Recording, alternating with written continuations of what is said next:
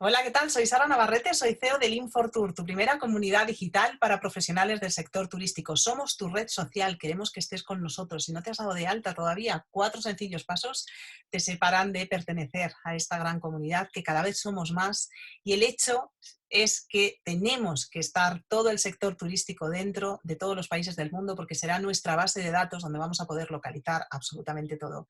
Y no solo eso, sino que además nuestros negocios los vamos a poder proyectar hacia donde queramos para buscar esos nuevos clientes que tanto necesitamos ahora en la situación en la que nos encontramos.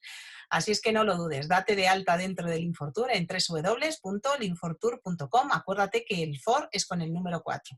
Nuestro objetivo, tu éxito. Y sin nada más, vamos a nuestra entrevista de hoy, que es un personaje famoso de México, y ahora te voy a contar quién es. Muchísimas gracias y nos vemos ahora en un poquito. Hola, ¿qué tal? ¿Cómo estáis? Pues hoy tenemos con nosotros a Javier Salinas, que es experto en entretenimiento y en ocio. Para ponernos en antecedentes, ha sido CEO de la LMB, la Liga Mexicana de Béisbol. ¿Cómo estás, Javier? ¿Qué tal? Bienvenido a nuestro canal, nuestra entrevista de los viernes, que es un placer tenerte con nosotros. Hola Sara, ¿cómo estás? Gracias por invitarme. Buenas tardes Madrid, buenos días aquí en México. Es un gusto estar en tu espacio. Gracias a Fortur por invitarme, gracias a ti y encantado de poder charlar, de poder platicar sobre todo este tema que está a la orden del día, que es el entretenimiento post pandemia, el turismo deportivo, el turismo en general post pandemia. Y así que va a ser un gusto, pero además es un honor y gracias nuevamente por la invitación. Pues genial, además eres el primero del continente latinoamericano que entrevistamos, o sea que esperemos que a partir de aquí venga muchísima gente y tengamos ese canal abierto también de nuestros hermanos de Latinoamérica. Vamos a empezar la entrevista Claro que con, sí. cuando estuvimos hablando offline, me contaste un poquito sobre tu vida laboral, cómo empezaste, ¿no? en todo esto del mundo del entretenimiento. Y sí que me gustaría que me contases primero a qué edad, porque me sorprendió muchísimo los datos que me diste, pero quiero que nos lo cuentes, que veamos que eres un chico que lleva trabajando desde hace muchísimo, chico, he dicho chico, llevan muchísimos años ya trabajando y, como se suele decir, con sobrada experiencia, ¿no? Pero que nos cuentes, pues eso, desde qué edad empezaste a trabajar y sobre todo, cómo fue ese proceso de convertir el entretenimiento y el ocio en la columna vertebral de tu profesión, ¿no? Porque ya Sí, eres una persona bastante conocida en México. sí, pues mira, empecé muy joven, a los 15 años, no por otra cosa, sino porque mi padre me dijo, aquí no sobra mucho, hay que buscarlo, ¿no?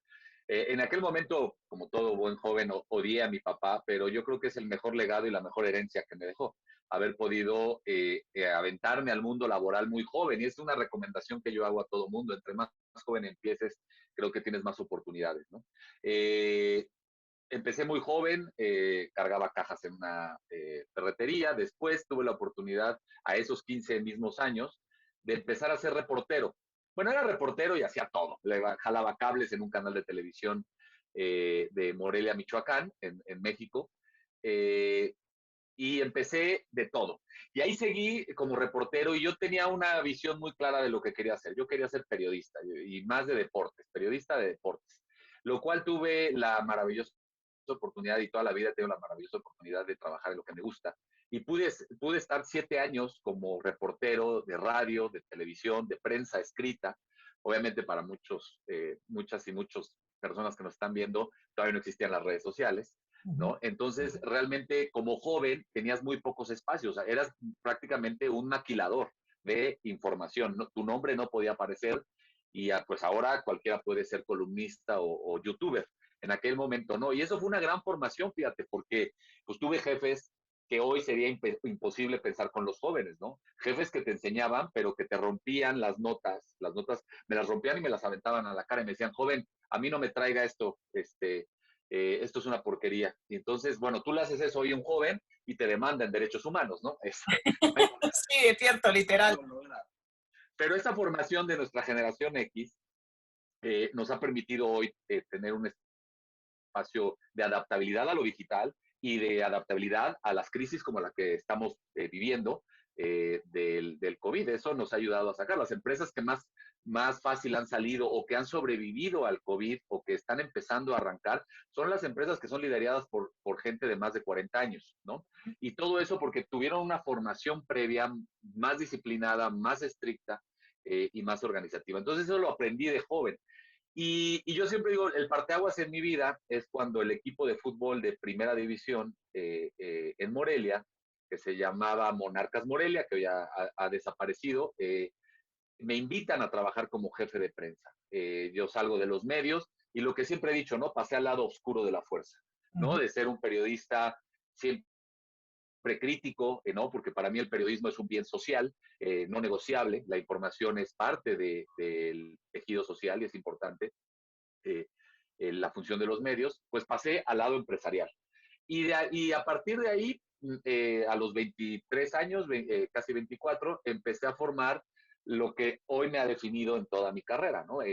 Ya de ahí estudié el máster en marketing aplicado al deporte, después vino el posgrado y después sobre todo empecé a abrir el camino para el entretenimiento, ¿no? Y entender que el entretenimiento es una parte esencial de la composición social. El entretenimiento siempre antes había sido visto como algo incluso de lujo, ¿no? Porque vivíamos en una sociedad abocada totalmente al trabajo y de poca calidad de vida. Y hoy que la calidad de vida ha tomado una relevancia, pues bueno, el entretenimiento ha sido fundamental. Entonces, por ahí empezó mi carrera por medio del fútbol, el cual trabajé para 20 años, y ahora he trabajado también para el béisbol, he trabajado también para el golf, para el boliche, para tenis, para otro tipo de deportes, y también he trabajado para la industria del entretenimiento, sobre todo la industria en esta ambigüedad que hoy existe, que es la parte digital, y cómo ir creciendo. Y lo que estoy haciendo, varias de las cosas que estoy haciendo, una de las más importantes para terminar este recorrido laboral, es la parte del eSports, ¿no? Que se llaman eSports, pero realmente de deporte físico no tiene nada que ver y eso está creando una gran confusión y sí que lo platicamos más tarde, pero la parte de los eSports, ¿no? Obviamente pasé por la Federación Mexicana de Fútbol, pasé por la Liga MX, que es como la Liga de España, y bueno, afortunadamente ha sido un viaje extraordinario, donde he podido conocer personas maravillosas y extraordinarias. He tenido grandes fracasos también, pero sobre todo éxitos. Y lo más importante es que he podido lograr dejar un legado, y eso es lo más importante. Y hoy, pues creo que apenas está arrancando una etapa totalmente distinta, porque el COVID lo que nos ha traído, sin duda, es una redefinición de nuestras capacidades y nuestras posibilidades. Total. Y eso es lo más interesante. Sí, pero bueno, igual eso, sí que es necesaria siempre la adaptación en todo, ¿no? En la vida. Y como bien decías, quizá nosotros, que somos esa generación X, hemos sabido irnos adaptando, ¿no? A las circunstancias según venían las cosas. Y es cierto que esto no me gusta utilizar la expresión, pero bueno, es algo así, ¿no? Nos ha puesto en nuestro sitio. Hemos tenido que aprender Sí. cuáles son nuestras fortalezas, cuáles son nuestras debilidades y poder continuar, ¿no? Plantarnos enfrente y decir, yo puedo con esto y voy a seguir avanzando. Entonces sí, va muy relacionado con lo que estabas diciendo. Bueno, el siguiente paso, yo creo que tenemos que saber la importancia, como bien estabas diciendo, de lo que significa el ocio en general, ¿no? Deporte, música, siempre hemos asistido en algún momento pues a algún evento importante, hemos Uh-huh. asistido a un concierto y esto también nos ha servido mucho para disiparnos la cabeza, ¿no? Cuando estábamos en medio del estrés. Claro. ¿Qué opinas sobre esto? Porque es así, o sea, el ocio al final es un medio, ¿no? Es una canalización de, bueno, pues nuestro día a día y que hoy en día nos lo han quitado totalmente de delante, ¿no? No tenemos esa posibilidad de asistir a un partido de fútbol. Quizá ahora, por lo menos aquí en España, sí que ya están abriendo los teatros, no sé, en México, si tenéis posibilidad ahora mismo de ocio con el COVID, ¿cómo está la situación allí? Mira, yo creo que es un tema muy interesante. Tengo la oportunidad de trabajar en otros países, además de aquí de México, y lo que he encontrado en el resto de Latinoamérica y en Centroamérica, e incluso en Estados Unidos, de donde vengo regresando de hace unos días, El tema transgrede idiosincrasia y transgrede ideologías. El tema del entretenimiento es un factor como poder respirar, como poder vivir. Realmente el entretenimiento se ha convertido hoy en una bandera de causa y una bandera de símbolo de libertad ante una enfermedad que entre los que creen que es una conspiración, entre los que creen que realmente es una enfermedad que salió naturalmente, al final del día todo conduce a un proceso de libertades, ¿no? Y hoy esa libertad está reflejada en el entretenimiento, ¿no? En diferentes países, ahí en España va más lento la reapertura, aquí en México como en Estados Unidos, realmente es que estamos casi, hay una apertura ya prácticamente total, Pero tenéis solamente se dejan asistencia, por... te iba a decir, ¿tenéis asistencia, por ejemplo, a los partidos de fútbol? ¿Están como antes o Sí, es medio aforo o cómo no, lo tenéis?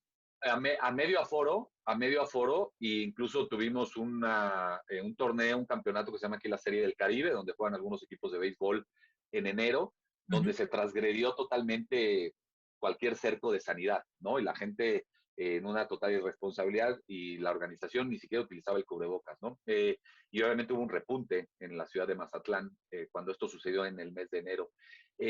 Yo creo que este proceso nos lleva a que lo primero que la gente quiere hacer, y lo hemos visto, es salir y sentir la libertad, ¿no? Las filas enormes en los centros comerciales, en los malls, cuando se reabrieron o cuando abrieron las tiendas, te lleva a pensar, pues por un lado que no hemos entendido nada, que por encima de cualquier situación dramática como sociedad, primero está la individualidad de las personas. Y como tercer punto es que la industria del entretenimiento es más fuerte de lo que pensábamos antes de la pandemia. Yo llevo pues, 30 años dedicándome a la industria del entretenimiento y lo único que te puedo decir es que hoy está redefinido no como una parte lúdica, sino como una eslabón fundamental para poder ejercer comunidad, para poder ejercer sociedad. No, Los y que es estadios no es... necesario, y que es necesario, porque ¿cómo gastas tu Sí, tiempo, claro. Javier? O sea, tu tiempo de ocio lo gastas con tus hobbies. Y muchas veces esos hobbies Sí. están ligados al fútbol, están ligados a la música, están ligados, no sé, al teatro, ¿me entiendes? Y ese es el problema que tenemos ahora, que en muchos casos dices, vale, es que tengo tiempo, además, más tiempo que nunca, porque muchas veces no podemos ejercer nuestros puestos de trabajo, ¿no? Por las circunstancias o porque están Claro. paradas las economías, pero es que tampoco puedo dedicarme a esa parte de ocio que necesito, ¿no? Pues como pasó cuando estábamos todos confinados, que empezaron a dejar salir a la gente a correr, recuerdo, por lo menos aquí en España, y aquellos que nunca habían corrido de repente eran runners. No sé cómo era allí. Hay un proceso increíble, ¿no? También digo, nos desnudó muchísimo, ¿no? Y además, tú no puedes hacer algo de lo que no eres, ¿no? Ujú. Europa es un tema mucho más disciplinado, hay menos correlación de fuerzas como pasa en los países latinoamericanos. Yo trabajo ahorita también en Nicaragua, tengo el gusto de estar trabajando en Nicaragua en unos proyectos de deporte ahí, y en Nicaragua te puedo decir, nunca cerró, o sea, nunca cerró al estilo europeo o al estilo de las ciudades más urbanas de México, porque hay diferentes procesos de identidades y diferentes educaciones, ¿no? Uh-huh. Y nunca cerró de que la gente seguía haciendo su vida normal y no cerraron los centros comerciales. Había ciertas restricciones, y gel, y cubrebocas y todo esto. Yo creo que hoy en día el entretenimiento lo que nos va a significar, que no es lo que significa, sino el significante del entretenimiento es un proceso de liberación. Los gobiernos ¿por qué quieren abrir los estadios? ¿Por qué quieren abrir los teatros? ¿Por qué quieren abrir los cines? No tanto por apoyar la economía, como sea el fútbol o en los teatros, van a terminar sobreviviendo con muchas pérdidas en el camino. Pero ¿por qué se necesita? Porque es una olla express social. Si no liberas este proceso de encierro o de corte de libertades, en el corto plazo podemos tener una sociedad sumamente ríspida, sumamente reaccionaria a tomas de decisiones de gobierno. Necesitas que el proceso se abra, ¿no? Si lo sigues manteniendo cerrado, que para mucha gente fue una exageración, lo hemos escuchado, Uh-huh. porque hay quien dice que esto es un experimento social, ¿verdad, Sara? Entonces, Estoy en convencida. este proceso es salir, es estigmático. Y sin duda yo lo que te puedo decir, y tú que te dedicas al turismo, en el Y además 2022, al turismo, te iba a decir, al turismo del entretenimiento básicamente y del ocio, claro, que ese es el problema, ¿no?, que tenemos ahora mismo con eh, la empresa, que está paralizado totalmente. eh, no tengo la menor duda que será la rama de la economía más potente, sin ninguna duda, ¿no? Ya se está viendo. Ahorita, por ejemplo, los vuelos, si quieres por un turismo de salud, como le podemos denominar, para ir a Estados Unidos, pero de todo el mundo, están llenos, porque la gente está yendo a vacunarse a Estados Unidos, pero independientemente del tema médico, el tema social, esto se llama turismo, turismo de salud. Y después vendrá el turismo de deporte, el turismo recreativo, y creo que el más afectado que es el turismo cultural, que por cierto es el que más dinero deja per cápita, pero que el turismo recreativo, ¿no? Aquí en Semana Santa, en México, prácticamente se llegaron a los niveles de prepandemia en los hoteles, en las playas mexicanas.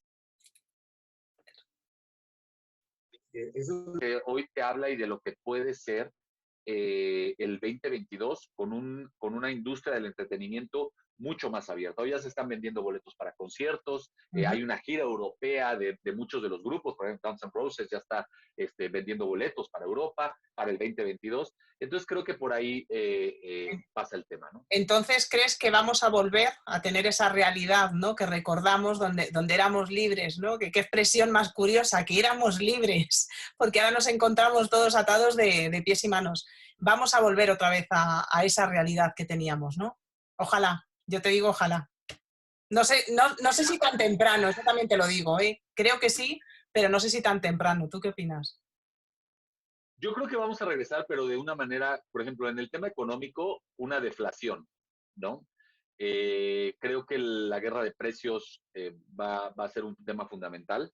Lo estamos viendo. Los grupos de música que cobraban millones hoy están cobrando menos. Los paquetes que hay hoy en los hoteles para viajar son increíbles. Creo que en esa parte de la económica hay un gran cambio. En la parte social no sé, porque el ser humano en la parte del entretenimiento es un poco irresponsable, ¿no? Ya lo decía Nietzsche, que en la masa se pierde la conciencia. Y esto es un principio básico para entender a las personas que van a eventos masivos. Cuando tú organizas un evento masivo o cuando tú organizas un viaje, cuando la gente está en un hotel, en una playa donde hay más gente, la conciencia se pierde. ¿Y qué quiero decir esto con la conciencia?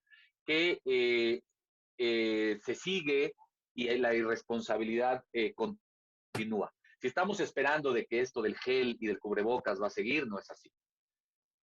Y bueno, lo que vimos en Estados Unidos es justamente que llenaron el Super Bowl. Es decir, lo que quiero compartir con tu público es que en la parte individual no va a haber un gran cambio, porque la gente en la masa pierde la conciencia.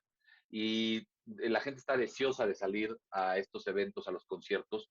Y lo que nos ha traído la pandemia es que la parte digital no nunca va a suplir la parte física. Siempre antes de la pandemia se leía el futuro del entretenimiento, como que va conciertos por internet, conciertos virtuales, poder ver un concierto en realidad virtual y lo proyectamos en un mismo, en un estadio, en un teatro, aunque el concierto sea en Tokio. Lo que nos ha desnudado esto es que eso no es atractivo. Nos hemos Se dado hicieron cuenta que muchos la eventos. digitalización, perdona que te corte, es necesaria Sí, porque ha permitido, como hemos hablado en otras entrevistas, ¿no?, que ha permitido a que la gente se mantenga y que siga conectada, pero sí que es cierto que lo hablábamos además antes de empezar la entrevista, que ya estamos todos un poquito hartos de no vernos, ¿no? Para nosotros, es correcto. sobre todo para el sector turístico, pero en general el ser humano necesita empatizar, necesita tocar, necesita ver, necesita estar el uno con el otro, ¿no? Entonces, lo de los eventos híbridos tú no lo ves, ¿no? No lo veo yo como... No, no, mira, para nada. Esto es tan simple, o estás o no estás. Creo que lo digital, por primera vez, desde que podemos llamar una cultura digital, aunque esto lleva más de 40 años, el Internet nació en 1969 y comercialmente 20 años después. Aunque estamos en esta era digital o naciente era digital, ya por primera vez vemos límites. Y eso es lo que aparte de la pandemia ha traído, empezarle a poner fronteras a lo digital. Y una frontera es muy clara, es que nunca va a sustituir vernos a los ojos, ni la química emocional de estar con otra persona, ya sea en citas de pareja, en un concierto, en reuniones de trabajo. Por más que el Zoom ha traído una nueva manera y una distribución del el trabajo, que incluso se trabaja más de lo que se trabajaba en una oficina, en las diferentes formas de relaciones personales, por primera vez la era digital ha tenido una frontera y la gente ha entendido y las personas han entendido que la parte física es importantísima porque jamás te vas a poder ir a la playa a través de lo digital. Y eso es fundamental. Y eso para los que nos dedicamos a la industria del entretenimiento, como tú, Sara, como yo, es oro molido. ¿Por qué? Porque nos permite establecer nuevas estrategias de negocio, nuevas estrategias de comunicación entre personas que van a ser mucho más atractivas de lo que eran antes de la pandemia. ¿Por qué? Porque lo más importante es poder volver a ofrecer contacto humano. Y Y es eso, un estadio, un hotel, un concierto, no lo podrá suplir ni Facebook, ni TikTok, ni YouTube. De hecho, bueno, tuvimos el día 21, ¿no? A través del Infortour, la primera capacitación, bueno, no capacitación, el webinar que hicimos con el poder de la digitalización y precisamente hablábamos de esto, ¿no? Que tenemos que tirar de las redes sociales porque el que no está en las redes sociales es como si no existiese, pero siempre terminamos diciendo en la propia presentación que tenemos que valorar esa parte humana que somos nosotros los únicos capaces de ofertarlo, ¿no? De darlo y que esa es nuestra fuerza frente a Internet. Esa profesionalidad, esa empatía, esa ilusión que nosotros podemos transmitir, nunca lo va a poder hacer Internet. Entonces, que está muy bien lo de la digitalización y tenemos que subirnos al carro de Sí. la digitalización, pero que no nos olvidemos de esa parte humana tan importante y más en nuestro sector, ¿no? Cuando estás en un concierto y estás sintiendo toda esa gente que está saltando, que está cantando en un partido de fútbol cuando meten un gol, por ejemplo, y que te pones de pie y te pones a gritar como un loco, efectivamente eso no se puede hacer de otra manera, creo que no sea de manera física tal cual. Claro, y yo creo que ahora la industria del entretenimiento, en otra de las cosas que ha cambiado es que en la primera instancia el 2022 va a ser lo que venga, ¿no? Lo que haya, incluso conciertos de música que no sea, pero con tal de ir al concierto. Pero creo que algo que sí va a traer la pandemia es una depuración en el concepto de qué voy a hacer. Habíamos caído antes de la pandemia en una cuestión tan fácil que el mundo se nos hacía chico o comprabas con todo esto de las líneas aéreas de bajo costo o créditos para viajes, la generación millennial, el mundo se le hacía pequeño, ¿no? Comprar un billete, como dicen ustedes, comprar un boleto de avión para Nueva York, era como, pues, ¿qué hago el fin de semana? No sé si quedarme en la casa o me voy a Nueva York. Porque además había créditos, entonces las capas económicas hacia abajo, sociales, estaban teniendo accesos para poder viajar muy fácil. ¿Qué nos trajo la pandemia? Una revaloración de esta parte, Uh -huh. ¿no? Para nuestra generación, quien podía viajar, quien podía cruzar el Atlántico a Europa o que podía venir a América y que pasaba, era wow, ¿no? Eran realmente gentes de clase alta que podía lograr eso. Y esta democratización del entretenimiento, ya sea turístico, deportivo, recreativo, lo que había provocado es que se había desvalorizado la posibilidad de estar en ese entretenimiento, de estar en conciertos, ¿no? El ejemplo concreto, la Ciudad de México, como pasa en Madrid, como pasa en Nueva York, pues de lunes a domingo había eventos. Y un martes tocaba Madonna y el domingo podías estar escuchando sin ningún problema a Soda Stereo, ¿no? Totalmente puede pasar esto en las grandes ciudades. Y lo habíamos desvalorizado, ¿no? Creo que también ahora vendrá este proceso de valoración y seguramente tú lo estás viviendo, Sara, me lo has platicado, en tu empresa donde la gente sí quiere viajar y va a querer viajar, pero quiere más organización, quiere una plataforma como la tuya, quiere que todo esté funcionando normal. Antes ya viajábamos y no nos importaban muchas cosas porque era todo incluido, porque si voy a este concierto, si no el mes que entra y si no viajo a Houston y ahí los veo también.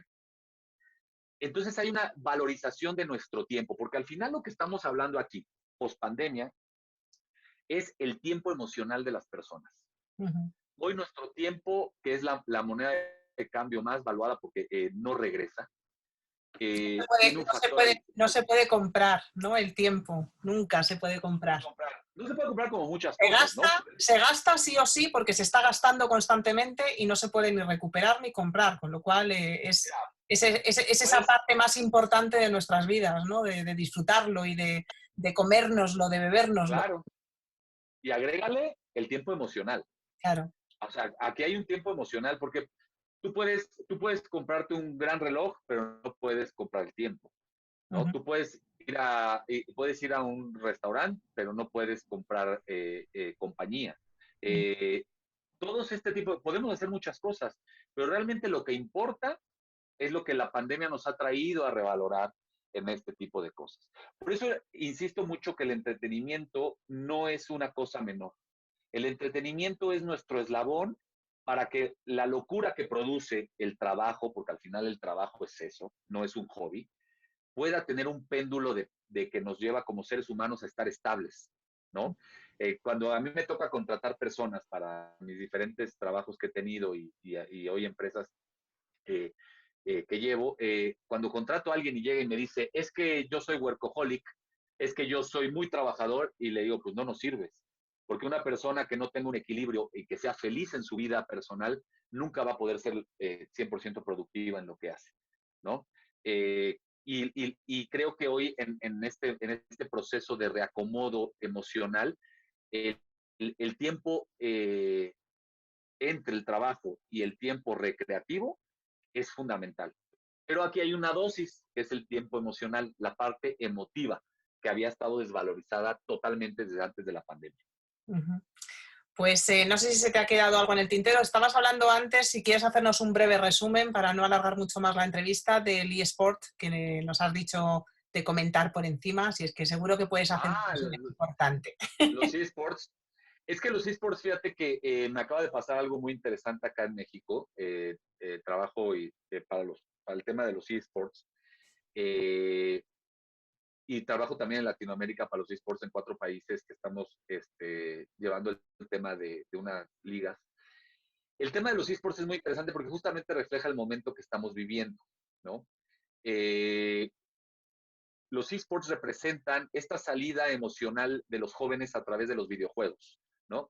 Cuando decimos eSports, desafortunadamente la gente piensa que se juega fútbol, fútbol americano, béisbol, tenis. No, los eSports es mucho más profundo que eso. Es más, los deportes tradicionales ni siquiera son el top 10 de los juegos más jugados en las consolas, ¿no?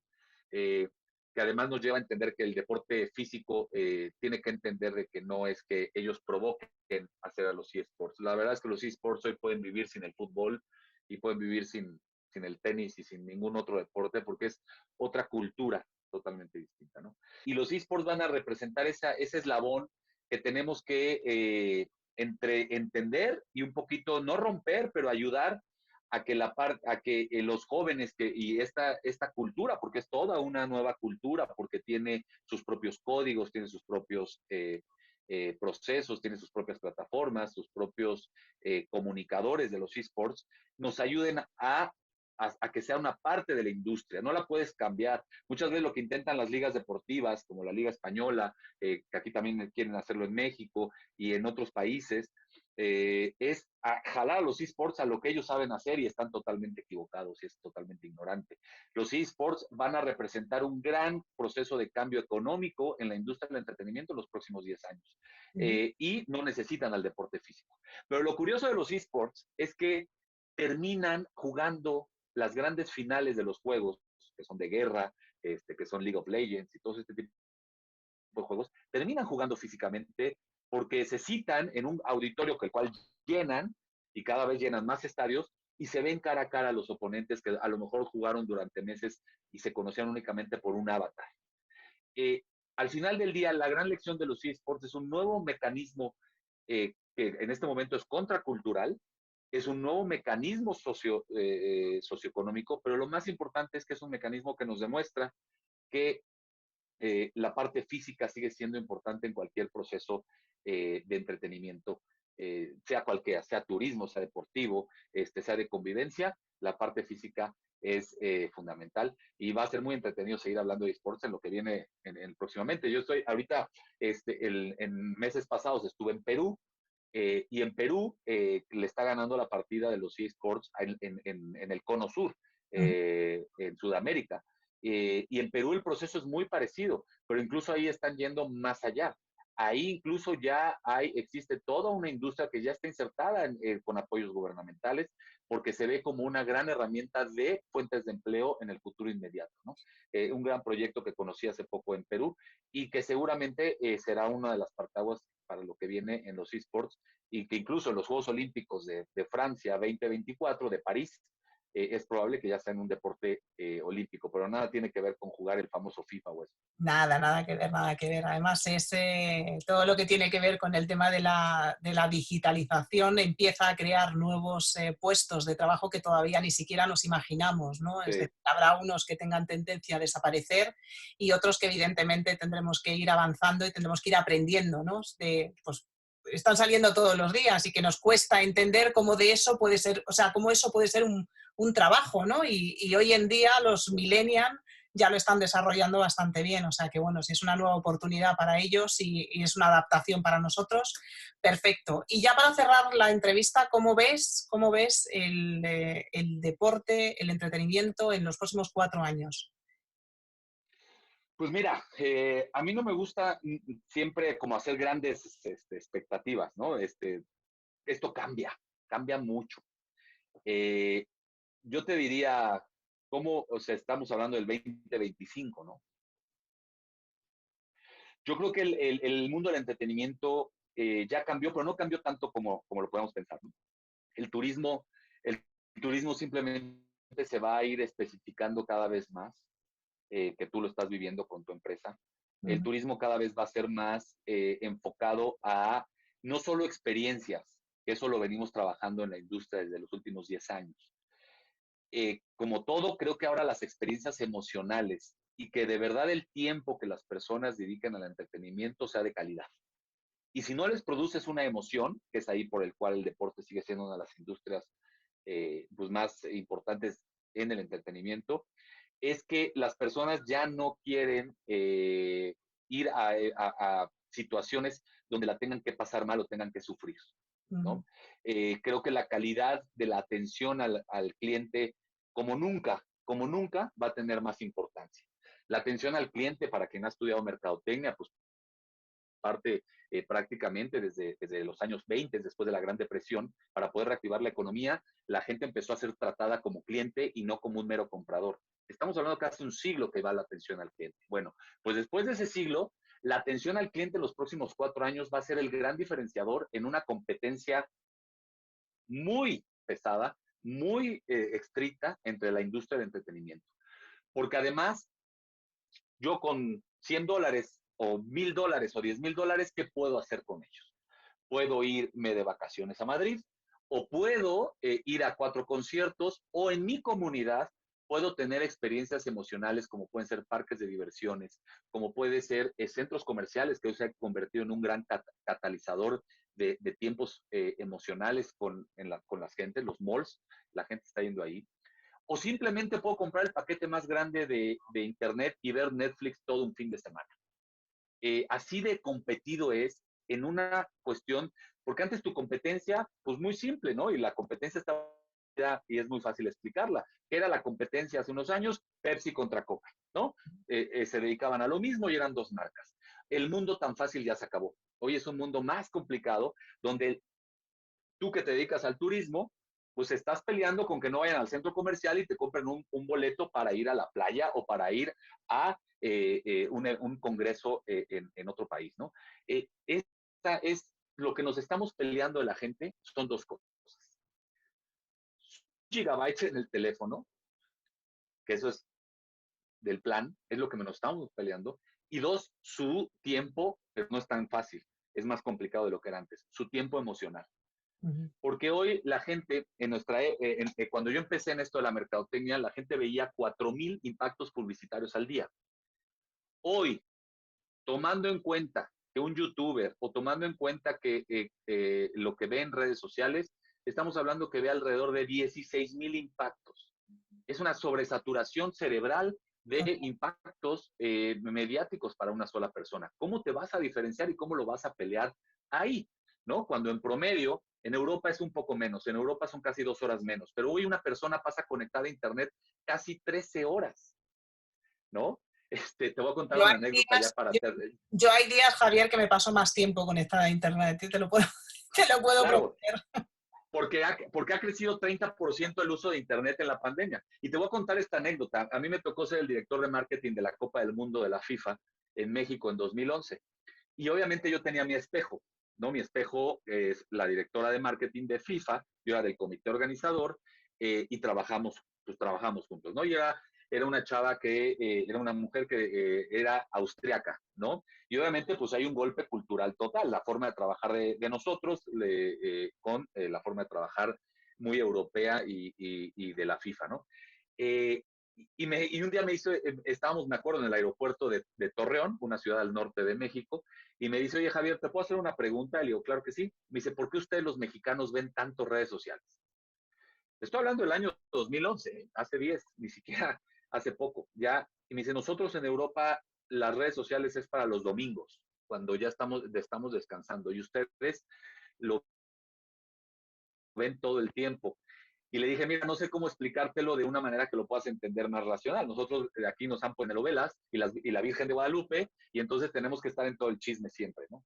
Le costó trabajo entender este proceso. Pero hoy en día, dentro de 25 años, ¿cómo vamos, demonios, vamos a poder establecer conexiones si lo primero que en México, 9 de cada 10 personas, lo primero que hacen es tocar su teléfono que a su pareja en la cama cuando despierta?